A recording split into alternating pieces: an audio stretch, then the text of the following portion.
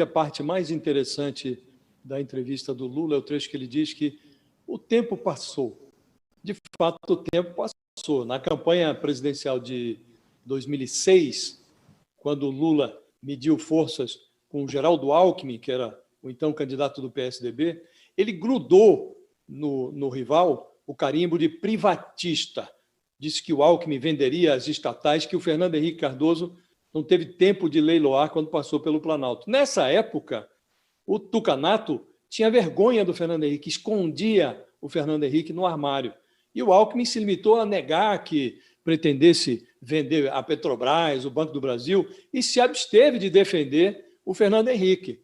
Passados 16 anos, o Lula empurra a sua criatura Dilma Rousseff para dentro do armário e transforma o ex-tucano Alckmin uma espécie de herói do petismo na cruzada anti-Bolsonaro. Nessa mesma entrevista em que declarou a conversão do Alckmin em vice da sua chapa como algo que vai ser muito bom para o país, o Lula descartou a hipótese de utilizar a mão de obra da Dilma no seu eventual terceiro mandato. O tempo passou, disse o presidente, tem muita gente nova no pedaço. Na definição do Lula, a Dilma é tecnicamente inatacável, mas ela erra na política, não tem paciência para conversar, para rir de piadas que ela já conhece. O Lula se esquece que no governo da Dilma, a economia brasileira encolheu 6,8%.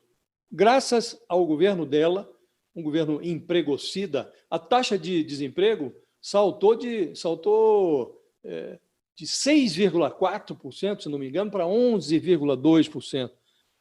Nessa época, foram ao olho da rua 12 milhões de trabalhadores. Lula e o PT só lembram da Dilma quando querem fazer pose de vítimas de um golpe. O diabo é que a Dilma foi deposta pelos aliados, sob regras constitucionais, numa sessão presidida pelo amigo Ricardo Lewandowski, que representava a Suprema Corte na sessão do Senado. Na visão idílica do PT, o abismo econômico foi cavado pelo PMDB, do Eduardo Cunha e do Michel Temer. O problema é que, no limite, o Lula é o principal responsável pela perversão toda, porque foi nos mandatos do Lula, sobretudo no segundo mandato, que o MDB do Michel Temer, do Eduardo Cunha, virou sócio do PT na indústria de propinas em que se converteu o governo. Foi o Lula quem abençoou a conversão do Temer em vice na chapa da Dilma, que foi vendida por ele como uma gerentona infalível. O Lula agora precisa explicar ao eleitor por que o Alckmin virou herói da resistência e a Dilma recebe esse tratamento de um estorvo anacrônico, uma espécie de bambolê sem cintura política, uma esquisitice antiga, Fabiola.